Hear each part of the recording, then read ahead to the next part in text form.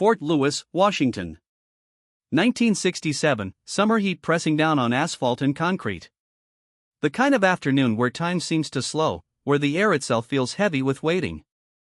On the edge of the base, past the administrative buildings and the parade grounds, there was a training facility. Not the kind where recruits learn to march or shoot. This was different. Hand-to-hand combat.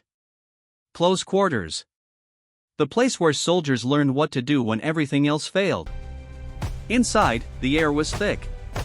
Sweat and leather. The sound of bodies hitting mats. Grunts of exertion. Commands barked across the room. This was serious work. Survival work. And the men here carried themselves accordingly.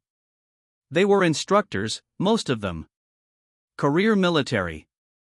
Men who had seen combat, who had trained thousands of others. Their confidence wasn't loud. It didn't need to be. It lived in their posture, in the way they moved, in the way they watched. One man stood apart from the others. Not physically. He was among them, observing, taking it in. But there was something different in his stillness. While the instructors demonstrated techniques with precision and force, he simply watched. No judgment in his eyes. No competition. Just observation. Bruce Lee had been invited here. Not as a spectator. Not as entertainment. As a consultant. Someone had seen him move, had seen him teach, and understood that what he knew might matter. Might be worth sharing with men whose lives could depend on it. He was small by their standards. 5'7". 140 pounds. In a room full of men built for combat, trained for violence, he should have seemed out of place. But he didn't. There was something in the way he carried himself. Economy. Nothing wasted. Nothing performed. The session continued. Techniques were demonstrated. Blocks, strikes, holds. Each movement deliberate, designed for efficiency. Designed to end a fight quickly. The instructors knew their craft. They had refined it over years, over conflicts, over real encounters where hesitation meant death. Bruce watched. He didn't interrupt. Didn't critique. Didn't offer corrections. He had been asked to observe, and he observed. But those who looked closely could see it. The way his weight shifted almost imperceptibly. The way his eyes tracked not just the movements, but the spaces between them. The openings. As the demonstration concluded, one of the senior instructors stepped forward. A man in his late 30s. Decorated. Respected. His name doesn't matter as much as what he represented. Authority. Certainty. The accumulated knowledge of a system built on combat experience and military discipline. He turned toward Bruce. Not with hostility. With professional skepticism. The kind that comes from years of seeing trends come and go, seeing martial artists claim superiority only to fail when pressure was applied. You teach a different method, he said. Not a question. A statement. Bruce nodded. I teach what works. The instructor smiled. Not warmly. We all teach what works. That's why we're here. There was no anger in his voice. Just certainty. The certainty of a man who had tested his knowledge against reality and found it sufficient. He gestured toward the mat. Maybe you'd like to show us. It wasn't a challenge. Not technically. But everyone in the room understood what it was. An invitation to prove relevance. To demonstrate that this outsider, this consultant from a different world, had something worth their time. Bruce stepped forward. Still calm. Still economical. What would you like to see? The instructor considered. Defense. Show me how you'd handle an attack. He positioned himself, settling into a fighter's stance. Solid. Grounded. Weight distributed. Hands up. Everything textbook. Everything proven. He would throw a punch, controlled but real, and Bruce would respond. Standard demonstration. Except Bruce didn't prepare the way they expected. He didn't mirror the stance. Didn't raise his hands in anticipation. He simply stood, weight slightly on his back foot, hands low and loose.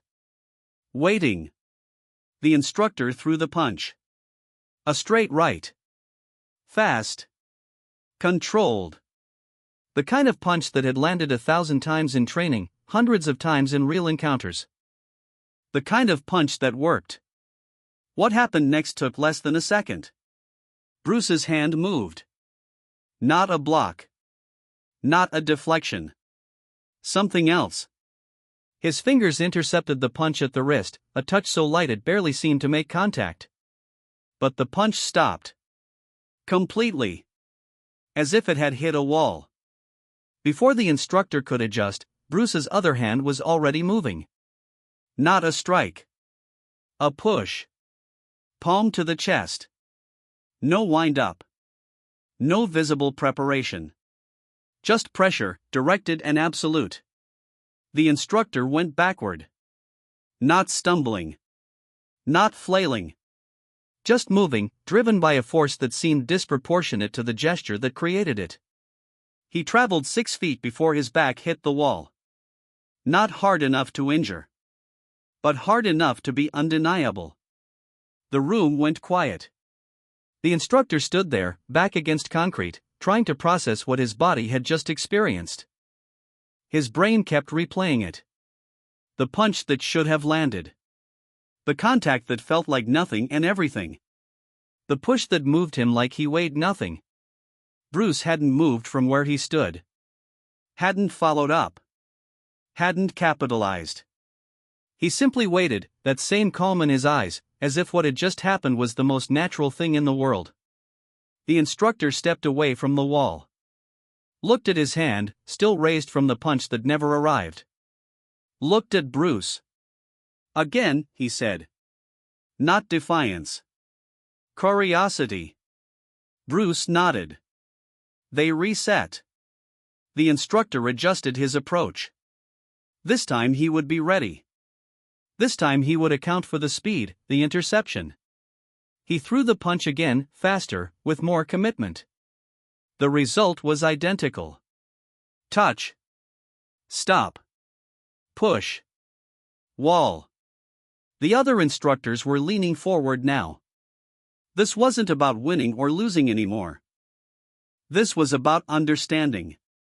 How could something that looked so simple be so absolute? How could someone that size generate that kind of power with no visible preparation? Bruce finally spoke. You're strong, he said to the instructor. Well trained.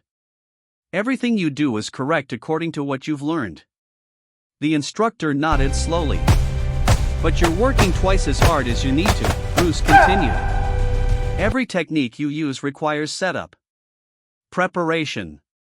You telegraph your intention before you execute. And that's because you're trying to move your whole body at once, as a single unit. So you have to wind up. Have to gather yourself. He demonstrated, moving into a traditional fighting stance. This is solid. This is stable. But stability is also weight. It's commitment. And commitment means time. He shifted, relaxing into that same loose posture from before. What if you didn't move your whole body? What if you only moved the part that needed to move, when it needed to move, and let everything else support it without resisting? He moved his hand forward. Slowly, so they could see. Just the hand. The arm extending. The body following naturally, weight shifting not as preparation but as consequence. No announcement. No gathering. Just action. One of the other instructors spoke up. But without that base, without that stance, where's the power coming from? Bruce smiled. The power is always there. Gravity. Momentum. Structure. You don't create it. You just stop interfering with it. He gestured for the instructor to punch again. This time, Bruce didn't intercept. He moved. But it wasn't a dodge. It was an absence.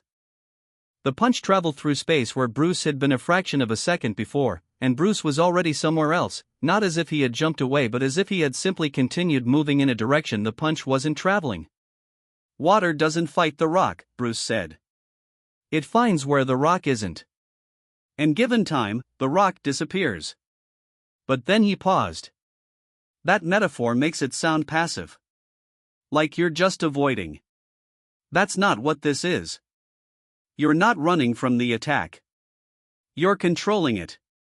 Making the attacker commit to something that's no longer there, and in that commitment, in that moment when they can't adjust, you've already won. The instructor nodded slowly. Something was shifting in his understanding. So all of our technique isn't wrong, Bruce said quickly. It's built for durability. For soldiers who need to fight multiple opponents, who might be exhausted, who might be injured.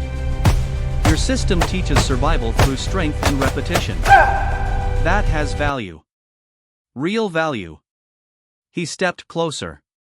But if you understand the principle underneath, you can do the same things with less effort. Save energy. React faster. And when you meet someone who only knows strength, someone who only knows commitment, you'll understand them better than they understand themselves. The instructor looked at his hands. Turned them over. The same hands that had thrown thousands of punches. That had trained hundreds of soldiers. And for the first time in years, he was questioning not their effectiveness, but their cost. Could you teach this? He asked. Bruce considered. I can show you the principle. But learning it requires unlearning first. And that's harder than starting fresh. You have to be willing to feel weak before you feel strong again. The instructor glanced at the other men in the room. Saw the same question in their eyes. The same hunger. Not for dominance. For understanding. Show us, he said. What followed wasn't a seminar. It wasn't a lecture. It was experimentation. Bruce would demonstrate, then have them try. Not to copy him, but to find the feeling in their own bodies. The moment when effort became interference. The moment when technique became obstacle. Hours passed. Sweat soaked through uniforms. But there was no frustration. Just focus. These were men trained to learn, trained to adapt. And what Bruce was showing them wasn't foreign. It was familiar, seen from a different angle. By the time the session ended, nothing had fundamentally changed. They hadn't mastered a new style. Hadn't abandoned their training. But something had been added. A question that would live in their practice from that day forward. Is there a simpler way? As the room cleared, the instructor who had been pushed into the wall approached Bruce. Extended his hand. Bruce took it. I thought I understood combat, the instructor said. Bruce shook his head. You do. You just hadn't questioned it yet. That's not a weakness. That's what I gave you today. The question. The instructor smiled. And what if the question never gets answered? Bruce released his hand, already turning toward the door. Then you weren't asking it honestly.